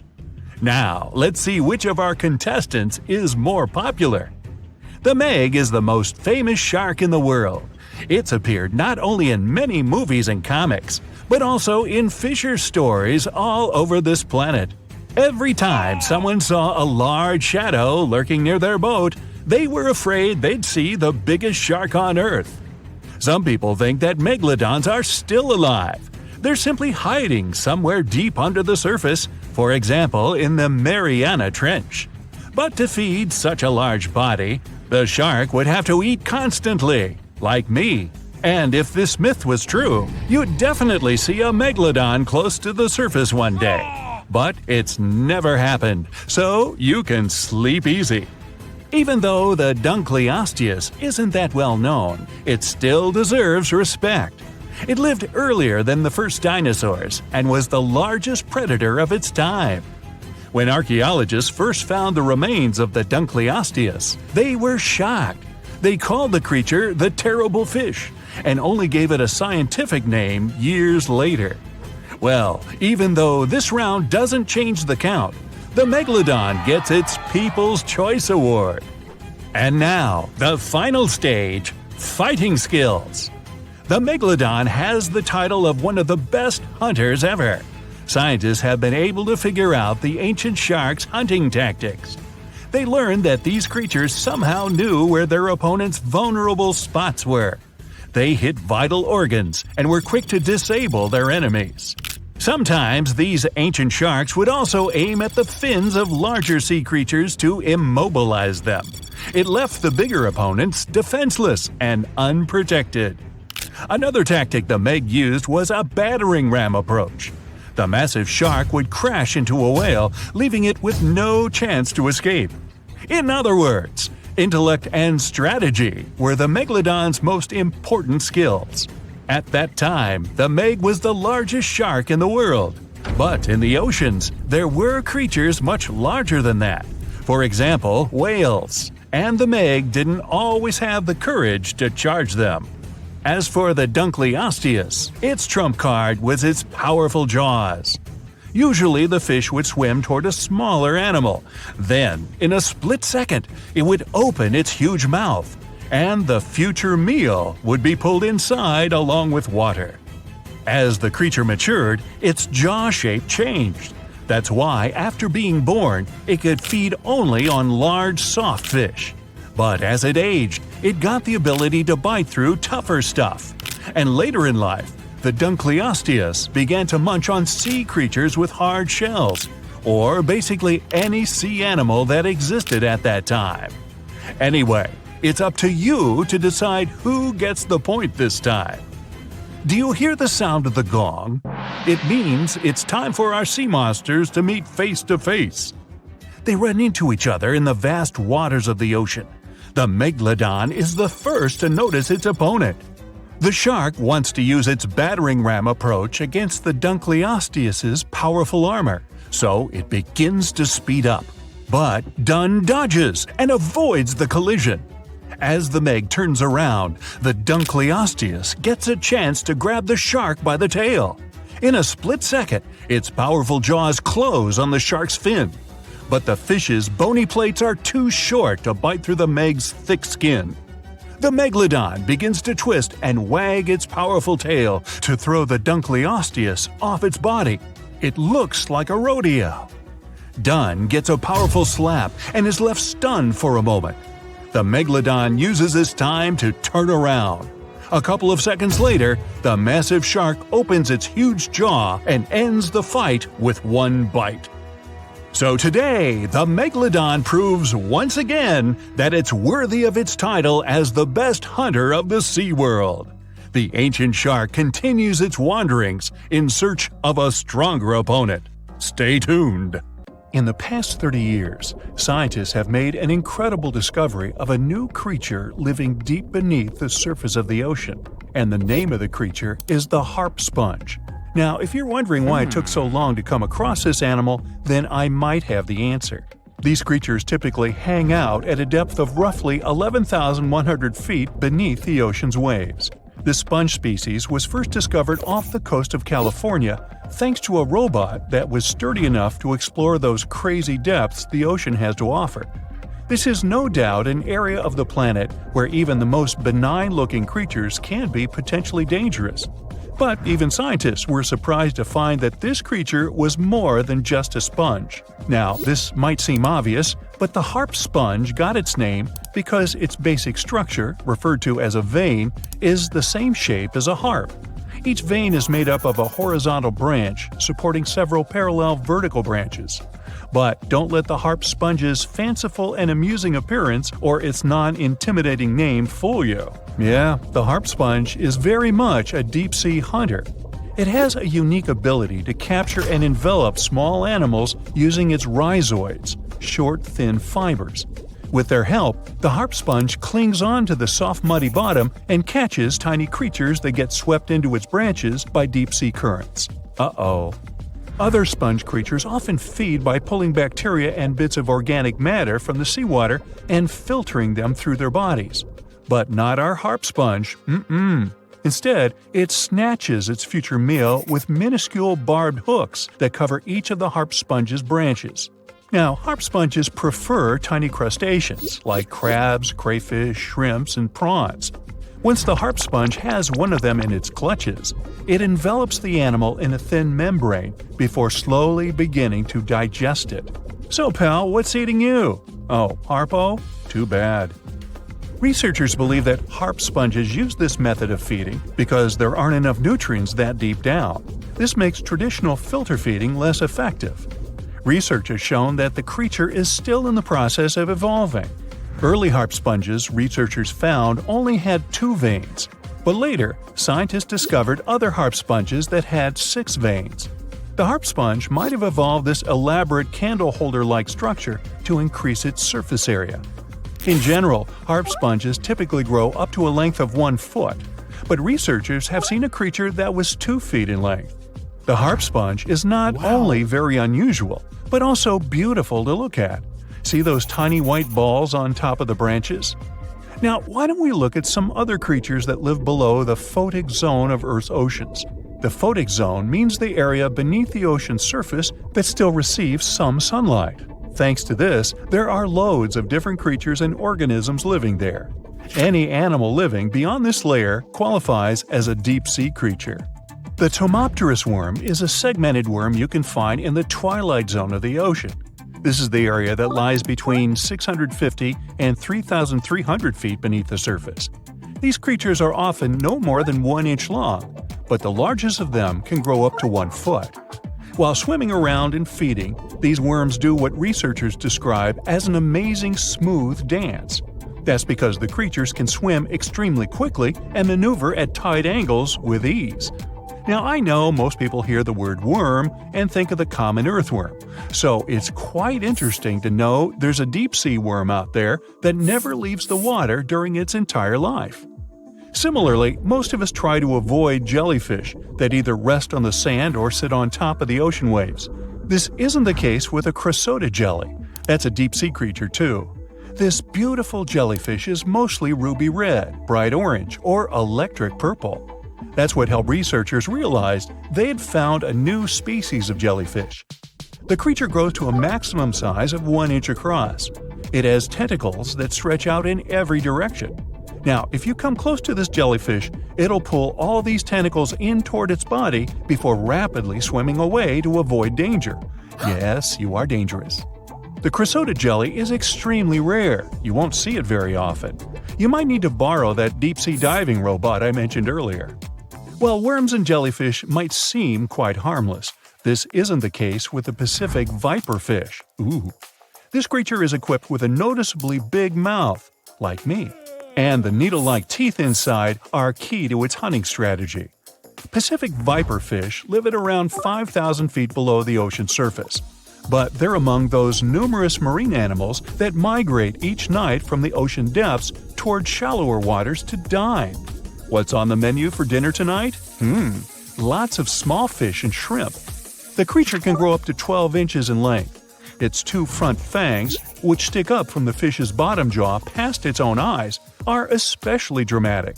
When the fish unhinges its jaw, its mouth can open wide enough to engulf smaller animals, and the teeth form a cage to prevent an escape.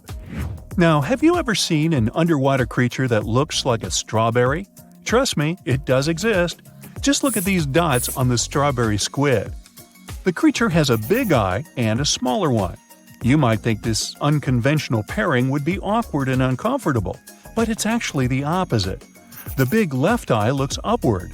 It spots shadows cast by other animals in the dimly lit waters above. The eye's tubular shape helps it collect as much light as possible. On the other side of the squid's head, you can see its right eye. It's small and looks downward. This eye searches for flashes of bioluminescence produced by animals lurking in the darker waters below. Now, bioluminescence means the production and emission of light by living organisms. By the way, the squid has a nickname. And no, it's not Squiggy, although that's a great one. It's known as the cockeyed squid. This is simply due to the remarkable difference in size between its 2 eyes. I think I like Squiggy better. And so it goes. Since light doesn't reach the deep sea, the strawberry squid's body actually looks black. This helps the creature hide from enemies, such as sharks and dolphins. In general, the strawberry squid grows to a length of 5 inches. It typically lives around 3,000 feet below the surface, but floats to shallower waters at night. Now, the feather star is a marine creature without a backbone, but with feather-like arms that radiate from the center of its body. These creatures first appeared around 200 million years ago. Related to sea stars, they look like a flower, but if you approach them, they'll quickly swim away. But not all feather stars can swim. Many species can only crawl along the bottom of the seafloor. Like some of the other deep-sea creatures we've looked at, the feather star can adapt to its surroundings. It has a creepy ability to shed its arms, the same way some lizards can shed their tails. This also helps them escape from their enemies. Feather stars live all across the globe, from the equator to the poles, from the shallow waters on top of reefs to the deep, deep sea. Now, given that we're dealing with mysterious creatures, the name of this one is quite fitting. The swift vampire squid should be the official symbol of life in the deep sea. The animal has a dark red body, huge blue eyes, and a cloak-like web that stretches between its 8 arms. This, along with its name, may suggest that the creature is some form of a terrifying hunter. In reality, though, the vampire squid is a soft-bodied, timid creature, about the size, shape, and color of a football. It grows to roughly 12 inches in length and lives 3,000 feet below the waves. There's almost no oxygen there, but also relatively few predators. Whew, I think I'll need to decompress from this one. The water is bubbling under the fishing boat as if something is coming up out of the water. It gets closer and closer. The water seems to boil. Suddenly, you see giant jaws and glistening teeth. Seconds later, a huge shark jumps out of the water and crushes the boat in one bite. It was the Megalodon, the largest fish that ever existed on Earth. Now, we pictured the Megalodon as this, an enlarged version of the white shark for a long time. But scientists continue to argue about its appearance. So far, they agree that the image of this giant shark was wrong. Here's the data that scientists are sure of. Size, about 50 feet long. That's as big as a school bus and comparable to the length of a subway car. 8.5 times the height of an average person. Let's compare it to the modern white shark. The Megalodon is 3 times bigger, but that's just a rough estimate.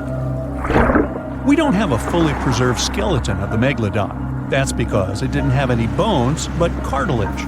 Not much of that left in the 3.6 million years since the Megalodons went extinct.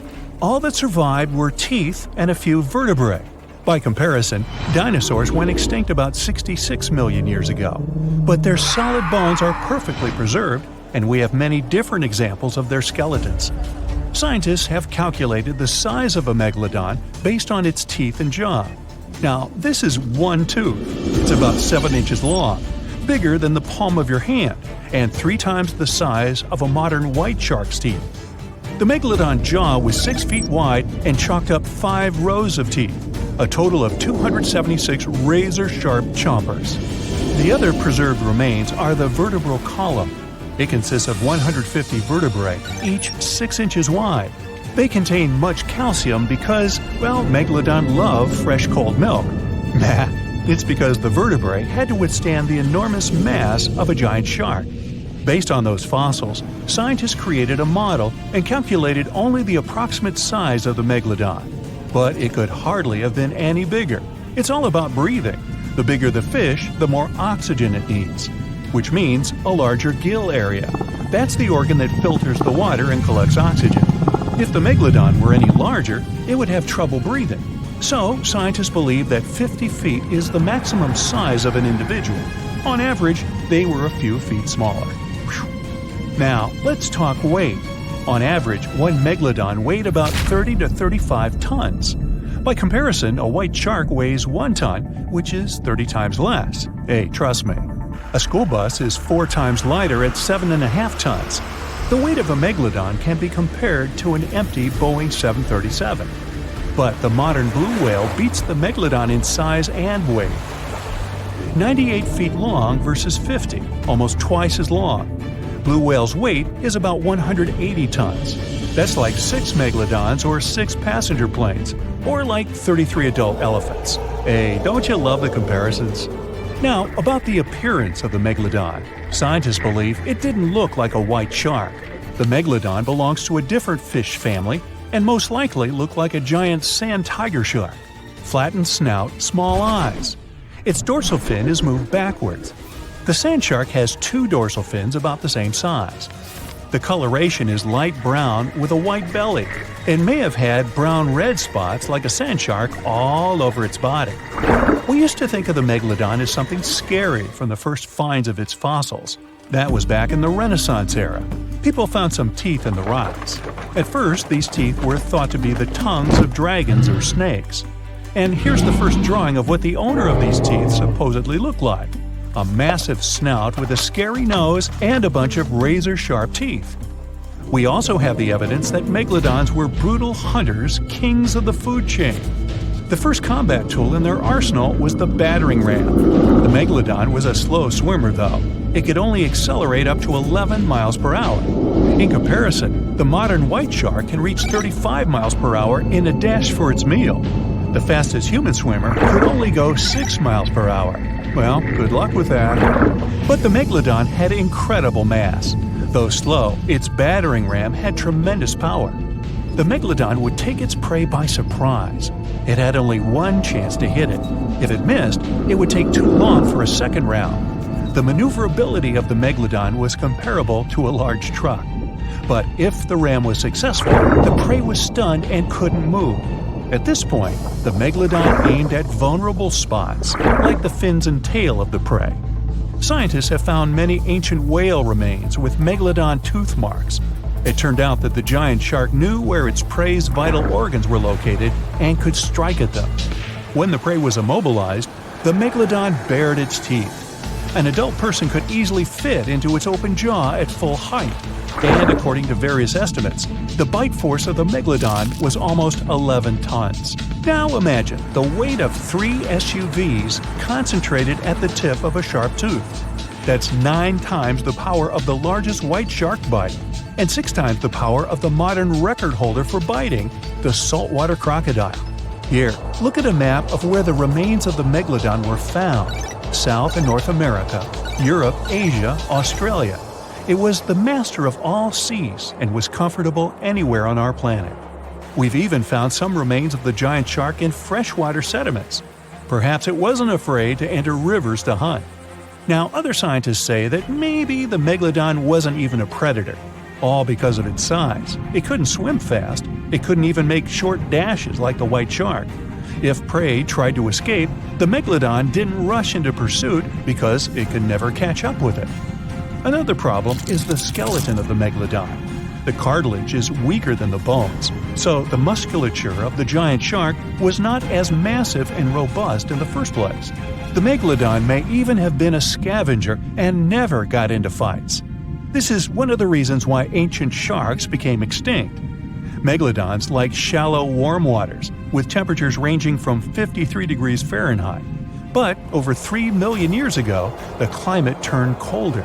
This deprived the Megalodons of territories and plenty of food. The primitive whales that had been the main diet of the giant sharks began to disappear. Faster predators took the remnants of food.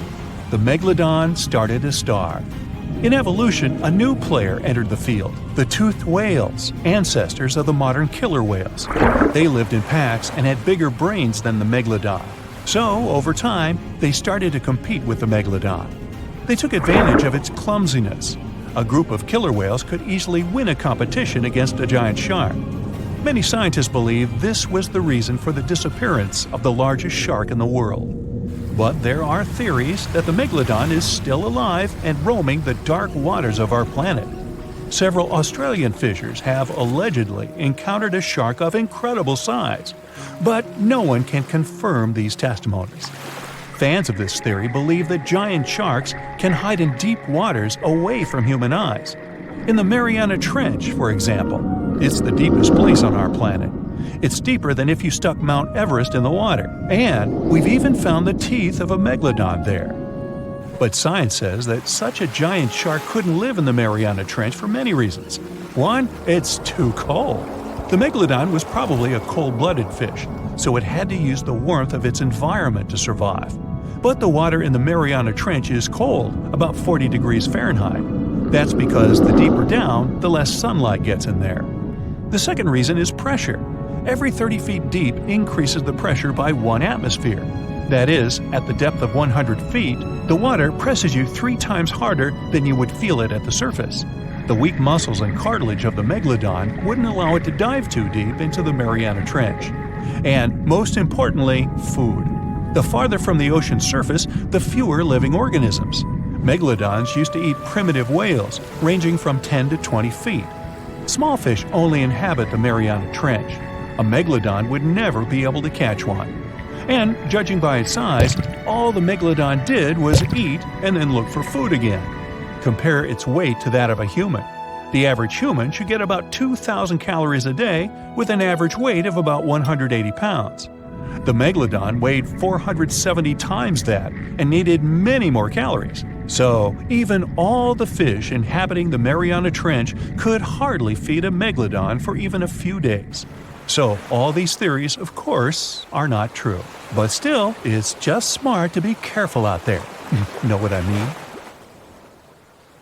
The Megalodon was the biggest shark to ever live. Not only that, it's one of the biggest fish and the largest predator in Earth's history. Over 3 times longer than the biggest great white shark on record. The females have also been found to be twice the size of the males. The Megalodon could swallow a small car without even touching its teeth. if cars had been around then.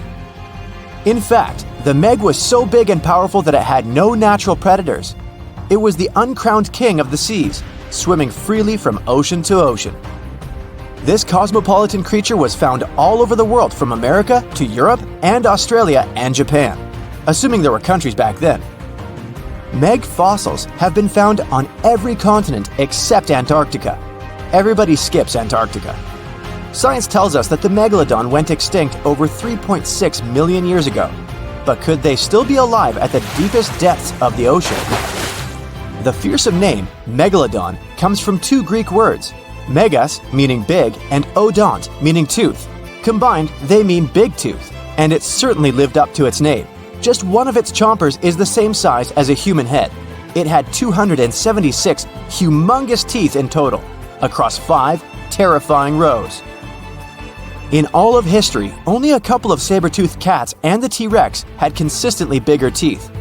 Now that's a showdown I'd like to watch. The Megalodon vanished millions of years ago, leaving only huge teeth to be found by modern archaeologists. Only around 80% of the ocean has been explored, so who knows what's lurking at the bottom. If you did manage to make it down, it's unlikely that you'll run into Meg though. The sharks, like us, preferred warm coastal waters. Deep ocean living would be too cold for the beasts, and food would be scarce. Their entire bodies would also have to evolve to avoid being squished by the enormous water pressure down there. It's unlikely that they're still around, but not impossible. Now, about the appearance of the Megalodon. Scientists believe it didn't look like a great white shark. The Megalodon belongs to a different fish family and most likely looked like a giant sand tiger shark. Flattened snout, small eyes. Its dorsal fin moved backward. The sand shark has 2 dorsal fins about the same size. The coloration is light brown with a white belly. It may have had brown-red spots like a sand shark all over its body. We used to think of the Megalodon as something scary from the first finds of its fossils. That was back in the Renaissance era. People found some teeth in the rocks. At first, these teeth were thought to be the tongues of dragons or snakes. And here is the first drawing of what the owner of these teeth supposedly looked like. A massive snout with a scary nose and a bunch of razor-sharp teeth. The Megalodon is usually described as a sort of giant great white shark, but this is just a common myth. In fact, the ancestors of today's great white existed at the same time as the Meg. But they weren't the best buddies and were even in competition with each other. The great white shark was a better hunter, using its smaller size and agility to snap up Meg's prey quickly. They were also known to eat Meg pups, who were only half their size. This didn't help the whole extinction thing. We also have evidence that Megalodons were brutal hunters, kings of the food chain. The first combat tool in their arsenal was the battering ram. The Megalodon would take its prey by surprise. It had only one chance to hit it. If it missed, it would take too long for a second round. The maneuverability of the Megalodon was comparable to a large truck. While a great white was no match for an adult Meg in a head-to-head fight, they sure weren't scared of stealing their food. This only left the bigger fish and whales for the Meg. But its food supplies began to run out as the whales swam to the cooler new seas. The whales adapted to prefer the colder temperatures, leaving our friend the Meg behind. The Megalodons either starved or were frozen into extinction by the Ice Age. Rather than a great white, the Megalodon is more like a modern bull shark. It had a short snout, a flat lower jaw, and huge pectoral fins to support its massive weight and size. As scary as they are, these sharks were actually caring family guys. Several Megalodon nursery areas have been discovered in Florida, Maryland, and Panama. They gave birth to their young in shallow water environments. We know this from discovering loads of tiny Megalodon teeth found in these areas. I wonder if they had nannies too. But how come there are so many Megalodon teeth out there for us to analyze? Due to their messy, aggressive eating habits, sharks regularly lose their teeth. They lose a set of teeth every 1 to 2 weeks. That's 40,000 teeth in a lifetime. They must rake in a fortune from the tooth fairy. Because of this, their teeth were continually raining down to the ocean floor. Luckily for us, they're also the hardest part of the shark skeleton, which is why so many teeth have survived and become fossilized. It's fair to say the first discoveries of the Meg's teeth confused people. Early discoverers thought that the Meg's teeth were petrified tongues of ancient serpent creatures. They even used to call them tongue stones. It's also a common myth that the Megalodon was around at the same time as the dinosaurs, although this would have been pretty cool. The dinosaurs were wiped out around 66 million years ago, but the Megalodons came much later. The oldest Meg fossil is only around 23 million years old, but it's tricky to pinpoint the exact date. After all, calendars weren't invented yet. They became extinct way before humans even evolved. The earliest Homo sapiens, which is a fancy name for the first humans, emerged about 2.5 million years ago. But what if the Megalodon shark didn't go extinct? Whale populations have dropped drastically since these guys were last around, so there'd be way fewer whales for them to chomp down on. Whales have also gotten a lot smarter and learned new defensive moves, making them way harder to take down. It's estimated that they ate around 12 tons of food each day. The Kraken is a colossal squid, a legendary sea monster, the biggest hunk of calamari you ever saw. And if this monster had existed, the world would have changed beyond recognition. The Kraken has powerful tentacles, solid muscles with suckers at the end. They're impossible to escape. The Kraken can break a ship in half, or just pull it down into the depths. But the worst thing about the Kraken is its size. According to old sailors' stories, its size is almost 10 soccer fields. Hey, maybe the Kraken could play soccer. The Kraken legends said the monster was so giant that sailors mistook it for a small island. In past centuries, it would have been impossible to defeat such a beast. If the Kraken existed in reality, it might have had offspring. Yeah. In all the world's oceans, there would be giant monsters that could sink any ship. It's unlikely that the Kraken would have competitors in its habitat, so its population would grow strongly. Since the Kraken is enormous, it would need a lot of food, so the population of other large sea animals would fall significantly. Blue whales, great white sharks, other giant squids, all the big sea creatures would be endangered. The Kraken belongs to the cephalopod genus. This species includes squid and octopus, some of the most intelligent creatures on the planet. The Kraken is a skilled hunter and will never fight in the open. Colossal squids live in deep waters and they have the largest eyes among all animals. The squid's eye is the size of a dinner plate. Thanks to this, they can see their prey from far away. Similarly, a Kraken would spot the ship much sooner than sonar could pick up the Kraken. It would always have the drop on you. Well, that's not good. In 1857, a squid beak was discovered on the coast of Denmark. Other huge squid remains were found in the Bahamas, and then scientists were convinced that gigantic squids existed. While colossal squid have been officially discovered since then, it's been more than 100 years and we still don't know what the max size they can grow to. The fact is, colossal squids are one of the most elusive creatures on Earth. They live in the depths of the ocean where it's challenging for scientists to reach. Any dive to a greater depth requires powerful, bulky equipment. Underwater bathyscaphs and cameras make a lot of noise and light, which squids notice from afar. They flee before we can see them. It's difficult to say if these huge squids were the size of a small island, but the truth is, we've only studied about 5% of the ocean. It may be that in its depths, monsters much more terrible than the Kraken swim.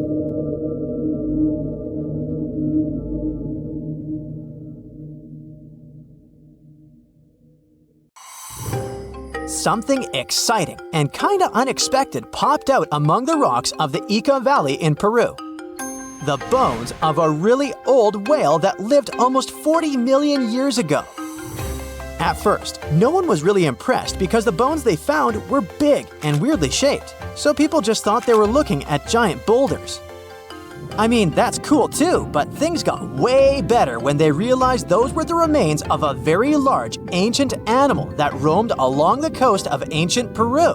Plus, it was probably the heaviest creature that ever lived. Sorry, blue whale, I know you worked hard to get to the top. The length of over 100 feet and weight of more than 200 tons brought you the status of the biggest animal on our planet. But it seems you've held the title long enough. Time to hand it over to our next candidate, and that one's really gigantic. This ocean beast was probably shorter than the blue whale, but heavier, with a weight that could be between 93 tons and 370 tons. If it's closer to the higher number, it'll make Paracetus the biggest animal ever known to have lived on Earth. And it seems its weight was the result of having extremely thick, dense bones. You can see such bones today in manatees or some other early whales. Dense bones are a great tool for such marine mammals. This feature makes them heavy and allows them to stay submerged most of the time.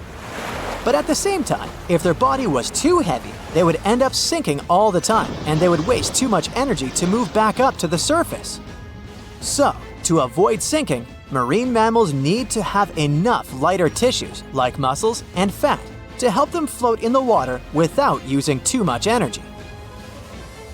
Now, scientists didn't have the whole skeleton, which makes it hard to tell how big the animal was. But they used the ratio of the heavy bones to the lighter tissues in other marine mammals to estimate the overall weight of this giant ancient whale. Experts found these fossils about 13 years ago and spent the next decade freeing the whale from the rock. Its anatomy and age showed this whale was a cousin of Basilosaurus, a whale that had a long snout full of sharp teeth, and a sleek body similar to that of an eel. Even if Paracetus wasn't bigger than the blue whale, it was still a giant that ruled the ocean depths. Unlike modern whales, there's a possibility that this ancient fellow was a predator that liked to go after bigger prey.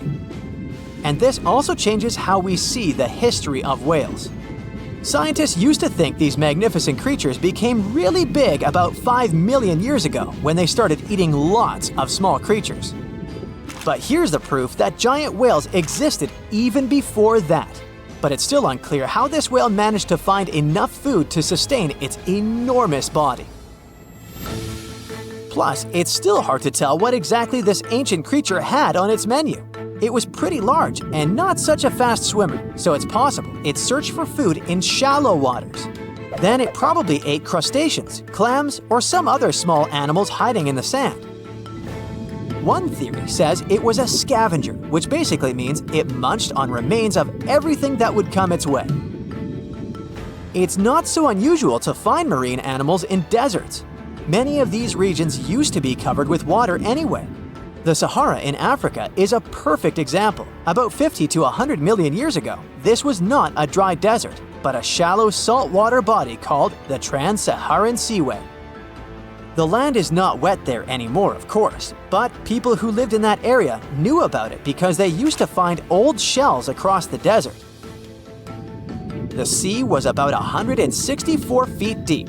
That sounds enough for a nice swim. Some would say this area looked like modern Puerto Rico, with lots of sun and shallow water.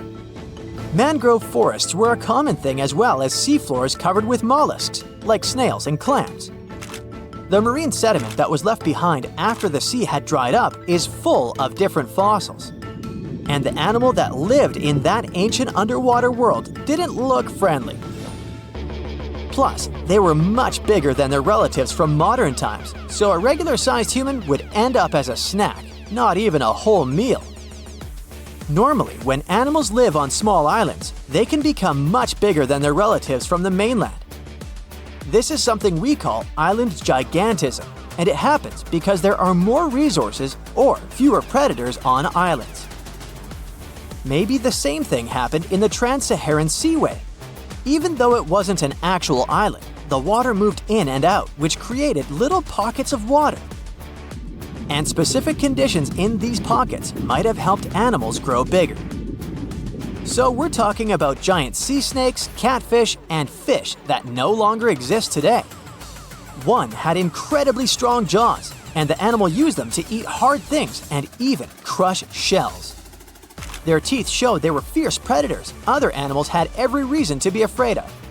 They went through some changes when it came to diet, similar to some types of piranhas. And the competition to get to the top of the food chain wasn't a joke. Not when there were also such large predators as sharks, crocodiles, and ancient relatives of elephants. Sahara went through different phases. If you could use a time machine and take a peek at Earth's largest hot desert as it was about 6,000 years ago, you wouldn't have to struggle with sand and heat. You'd have a nice walk through a green and pretty lush place. In the past, people who lived in that area didn't leave drawings on cave walls that showed camels, sand dunes, and scorpions. All those things you'd see in today's Sahara. Instead, they drew crocodiles. That's additional evidence that the Sahara used to have a lot of water and plants enough to support these big yet scary animals. Around 3 billion years ago, Earth might have been mostly covered with water. Today, it's about 71% of its surface, but it seems that our planet used to be a giant ocean world with no continents at all, just some scattered islands. Scientists studied special rocks in Western Australia that formed in a place deep under the ocean called a hydrothermal vent system. To explain this better, it's important to mention two common oxygen types, O16 and O18. O18 is heavier because it has extra neutrons. O16 evaporates from water more easily, and as researchers studied an old ocean floor, they found a lot of O18, more than in today's oceans. This way, they realized ancient Earth had less dry land than Earth today. Australia is a good spot to conduct these studies because a long time ago, it also used to be a beautiful place with large animals and lush rainforests. But as time went by, the land became drier and Australia had more deserts formed, such as the Great Victoria Desert. Rainforest remained only on the edges of the continent. What happens with deserts across the globe is called desertification. That's when land that used to be good for growing things turns into a desert or something similar. Our planet changes over time, together with its climate. But desertification also happens because of human activities, like mining, farming, and building cities. And when land turns into a desert, it's a problem because it can't support people and animals anymore. Food doesn't grow there. There's not enough clean water, and animals lose their homes. To help with this problem, there's a plan many countries agreed to. They decided to work with farmers to take care of the land, fix damaged areas, and manage water better. All in all, to make our planet a better place for life.